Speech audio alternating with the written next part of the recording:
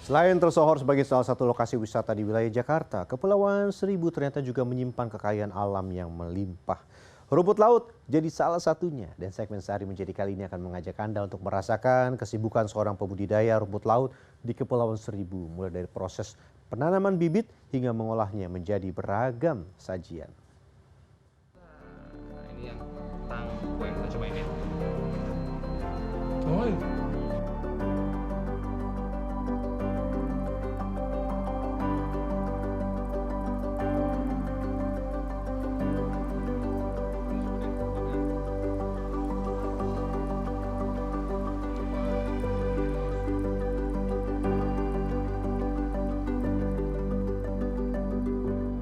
Di tengah cuaca terik seperti ini, menyantap kudapan yang segar-segar tentu nikmat rasanya.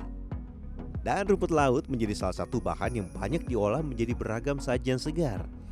Produksi rumput laut di Indonesia tersebar merata hampir di seluruh pesisir pantai di tanah air, termasuk di kawasan ibu kota DKI Jakarta, di Kepulauan Seribu. Selain dikenal sebagai salah satu destinasi wisata di ibu kota, Kepulauan Seribu juga menjadi salah satu tempat rumput laut tumbuh dengan subur loh. Selamat datang pemirsa di segmen Sehari Menjadi. Ini saya akan menjadi seorang pengolah rumput laut, tapi sebelum menjadi aneka camilan, kudapan atau makanan harus belajar untuk nanam dulu Bang ya. Ini bikin bibit ya? Bibit ya. Bikin bibitnya. Dan bibitnya ini adalah rumput laut yang sebetulnya sudah siap panen, tapi akan kita potong kecil-kecil lagi. Kalau pohon di Barta disetek ya Bu ya? Iya. Diseteknya lah istilahnya. Berarti segini cukup Bang? Segini? Iya. Dalam setahun, kurang lebih 150 ton rumput laut dihasilkan oleh para pembudidaya rumput laut di Kepulauan Seribu. Dan untuk mendapatkan rumput laut yang siap panen, tentu kita harus memiliki bibit yang berkualitas. Kalau yang sudah berlumut seperti ini, wah, jangan dipakai untuk bibit ya. Walaupun tidak bisa dijadikan bibit, tapi masih bisa kok diolah untuk produk konsumsi. Setelah bibit terikat sempurna, waktunya menyebar bibit ke bagian dasar perairan. Nenek moyangku seorang Cikiwir. Pilih tempat di mana arus bawah laut tidak terlalu kuat, agar bibit tidak terlepas dari bagian tali penyambung. Ada beragam jenis metode penanaman rumput laut yang bisa dilakukan. Namun di Kepulauan Seribu, metode tanam yang dipakai adalah metode dasar atau bottom method.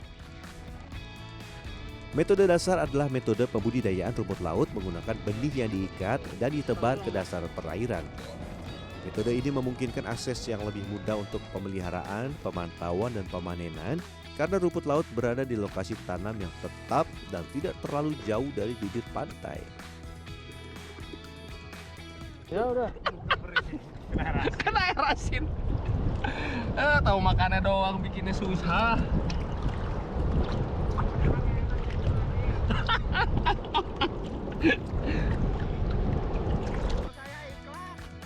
Dari beragam jenis rumput laut yang ada di dunia, jenis rumput laut Euphema cattani jadi yang paling banyak dibudidayakan di Kepulauan Seribu.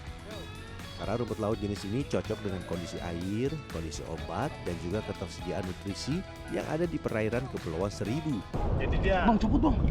rentan patah.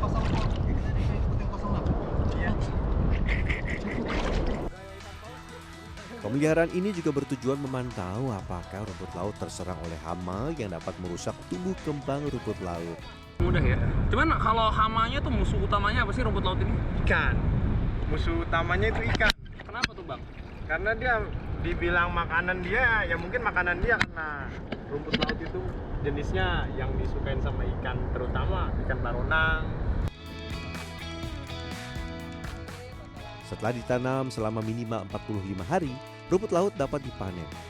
Tapi harus berhati-hati ya, sebab di Kepulauan Seribu ada beberapa ikan yang bisa membahayakan pembudidaya rumput laut. Salah satunya adalah ikan batu yang bentuknya menyerupai karang.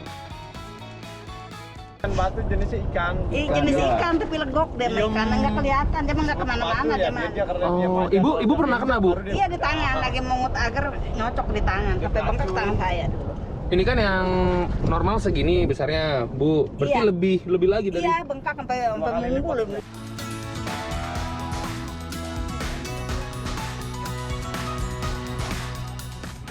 Dalam sekali panen, nelayan bisa mendapatkan 50-100 kg rumput laut.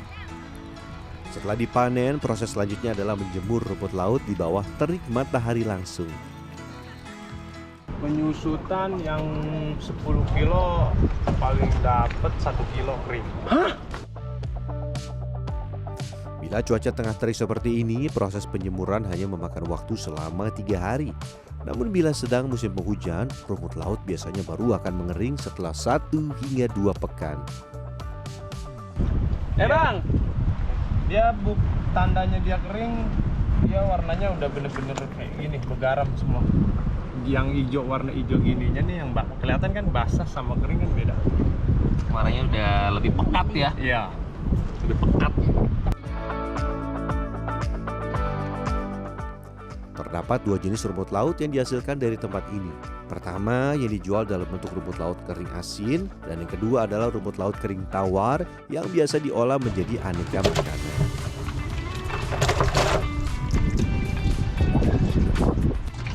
Ini masuk ke dalam proses memutihkan si rumput laut yang tadi kita kumpulkan sebagian.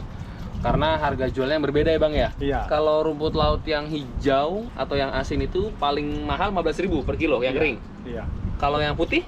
Kalau yang tawar putih gini direndam dia 50.000 per 1 kilo. 1 kilo ya, jauh banget ya. Sama satu alasannya adalah ya sumber airnya di sini. Air yang tawar ini juga butuh effort warga. Dan seperti ini perbandingan rumput laut kering dan tawar kering yang siap dijual. Harusnya. Ini baunya tetap ada khas laut tapi nggak banyak ya. Para pembudidaya rumput laut juga tidak jarang mengeluhkan harga rumput laut yang naik turun mengikuti permintaan pasar. Tantangan yang paling berat di sini harganya yang tidak stabil. Untuk harga rumput laut basah, rumput laut kering juga terlalu murah. Banyak pasca panen yang harus kita coba latih, misalkan dari sini tangkwe, dodol, manisan. Ini makanan pokoknya ya, yang jadi. Tapi bisa masker, bisa puding, bisa kopior, banyak sebenarnya. Ya, salah satu cara untuk menaikkan harga rumput laut di pasaran adalah dengan mengolahnya menjadi beragam kudapan. Dan yang tersohor di Kepulauan Seribu adalah tangkwe. Ada yang pernah mencicipinya? Begini nih cara buatnya. Tangkwe adalah manisan yang biasanya dibuat dari labu putih yang telah dikeringkan. Di Kepulauan Seribu, tangkwe dibuat dari komoditi yang tumbuh subur di tempat ini.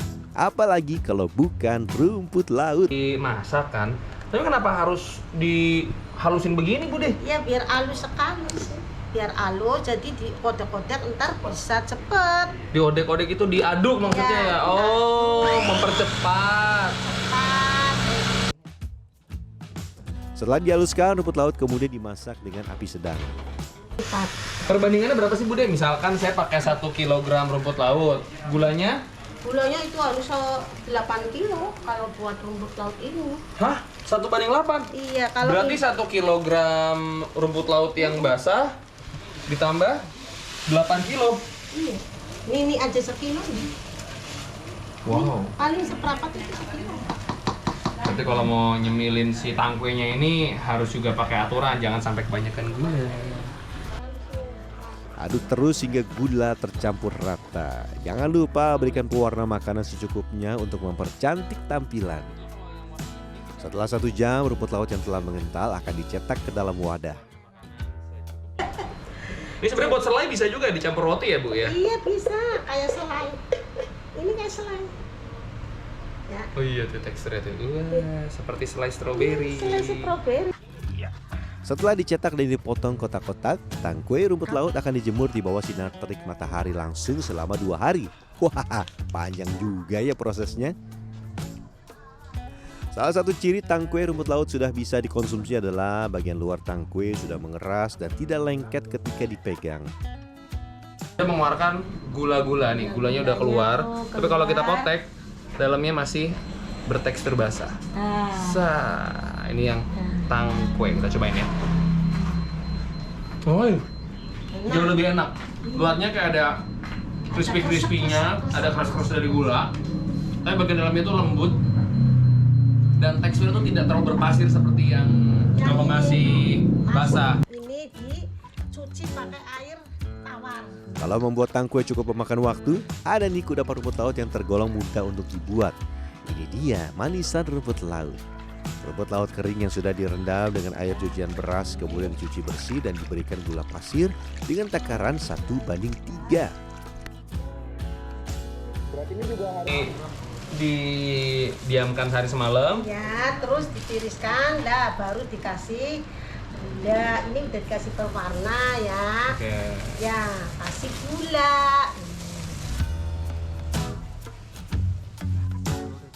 Oke, Cuk.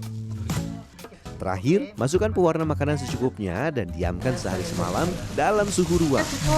Berarti semalaman harus diutak-utak. Iya, utak. Enggak, semalaman diutak, didiemin, semalaman didiemin, utak-utak enggak kuat. Lemes Mas kameramen, Anda ngerjain saya. Tahu gini Makanya kita, masih kuat lu. tahu gini kita beli aja. Bikinnya sulit. Dan manisan rumput laut dapat dikemas dalam kemasan kecil untuk dijual kepada para wisatawan yang datang ke Kepulauan Seribu. Jauh. Kalau yang dingin itu tuh dia kayak lebih keluar rasanya. Manisnya lebih dapat, dan karena rumput lautnya juga tadi dipilihnya yang terbaik, secara bentuk tuh dia masih terlihat bagus banget, bening kayak tembus pandang itu. Harga jual satu kemasan tangkwe rumput laut atau manisan rumput laut berkisar Rp10.000 sampai Rp20.000 bergantung ukuran. Untuk menjadi seorang pembudidaya rumput laut, kesabaran dan ketelatenan menjadi kewajiban sebab butuh waktu yang relatif panjang untuk membudidayakan rumput laut hingga mengolahnya menjadi produk siap konsumsi. Kalau yang tengah berlibur ke Kepulauan Seribu, bisa loh mencicipi aneka kudapan yang dibuat dari rumput laut, atau ada yang tertarik untuk mencoba membudidayakannya, hati-hati ada ikan batu ya. Rian Fernando, Dwi Agung Yuljarto, Kepulauan Seribu, Jakarta.